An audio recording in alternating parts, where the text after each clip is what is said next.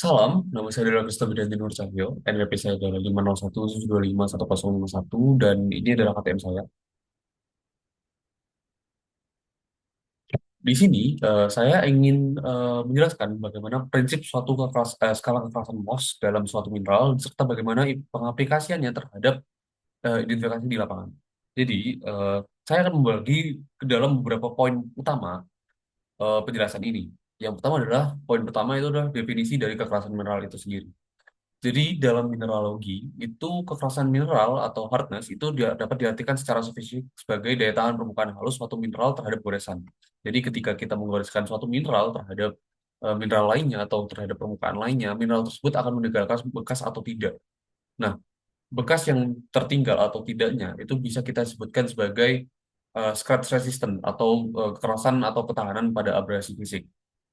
Nah, parameter lainnya itu juga mengukur parameter lainnya itu adalah eh, seberapa mudahnya mineral itu dapat dipukul dan dipecahkan oleh palu atau benturan keras. Nah, aspek ini disebut sebagai aspek tenacity. Lalu juga itu juga sebagai pengukur seberapa kuat ikatan atom yang ada dan membentuk dari mineral tersebut. Lalu pilar kedua atau poin kedua itu adalah sifat skala relatif atau kualitatif. Nah, Friedrich Moss yang mengusulkan untuk skala Mohs ini di tahun 1822 itu bukanlah skala absolut yang kualitatif. Skala ini tidak menggunakan satuan metrik atau tekanan fisik seperti Newton atau Pascal. Nah, penentuan murninya itu berdasarkan pada hubungan kualitatif antara kemampuan suatu mineral untuk menggores mineral lain dengan yang lebih lunak atau lebih keras, dipertahankan oleh mineral yang lebih keras di atasnya. Jika mineral A dapat mengores mineral B dan posisi sebaliknya, maka secara relatif posisi mineral tersebut itu dalam skala ordinal ini.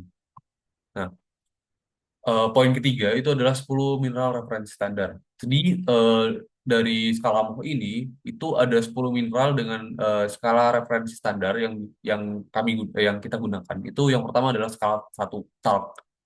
Lalu yang skala 2 adalah gypsum, yang skala 3 adalah kalsit, yang skala 4 adalah fluoride, skala 5 adalah apatit, skala 6 adalah potasium feldspar, skala 7 adalah quartz, skala 8 adalah topaz, skala 9 adalah corundum, dan skala 10 adalah diamond atau intan. Nah, poin keempat itu adalah pengujian fisik atau scratch test. Nah, prosedur standar pengujian kekerasan di lapangan itu dilakukan dengan menggesekkan salah satu ujung dari mineral terhadap mineral lainnya dengan harapan apakah mineral ini itu akan meninggalkan goresan atau bekas pecahan. Nah, gesekan ini itu menghasilkan bubuk halus yang disinilah letak penelitian geologi itu diperlukan karena kita bisa melihat seberapa banyak eh, seberapa banyak debu yang ditinggalkan dari seberapa banyak debu yang ditinggalkan itu kita bisa mengetahui seberapa keras atau seberapa solid kah dari material tersebut. Nah, eh, melipir ke studi kasus. Jadi studi kasus pertama yaitu analisa skala relatif versus skala kuantitatif, absolut kuantitatif. Jika kita melihat hanya dari angka ordinal Mohs, selisih jarak dari korundum bernilai 9 itu menuju intan bernilai 10 hanyalah satu angka. Persis seperti selisih jarak dari kalsit dari 3 dan fluorид bernilai 4. Namun dari pengukuran secara matematisnya atau pengukuran secara saintifiknya itu berbeda. Ketika diuji dengan skala kekerasan absolut, kekerasan real dari angka 1 sampai 9 tumbuh secara bertahap. Tapi ketika masuki angka 9 ke 10, kurvanya itu melesat secara berbeda lah pokoknya. Intan atau diamond itu secara absolut terbukti hampir 4 kali lipat lebih keras daripada korundum.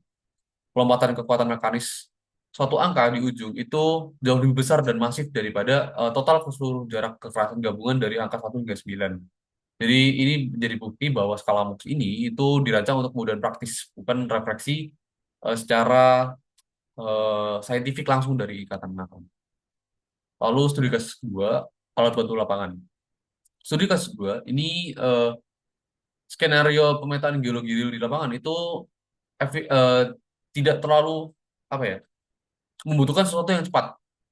Lalu juga untuk jika kita berada di lapangan, kita tidak bisa membawa satu kotak penuh berisi sampel-sampel mineral untuk kita geserkan satu persatu dalam mineral yang akan kita teliti.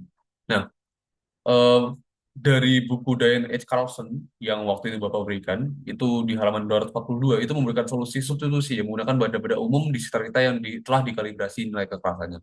Contohnya, itu adalah kuku manusia, lalu ada koin tembaga murni, lalu ada pisau lipat saku atau paku besi standar, lalu ada kikir baja atau pecahan kaca tebal, dan lain sebagainya.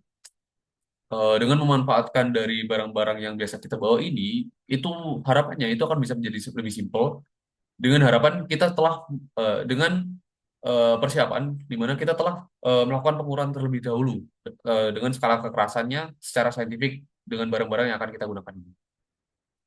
Mungkin penjelasan itu saja yang bisa saya berikan. Sumber dari ini adalah Diane H. Carlson, Physical Geology.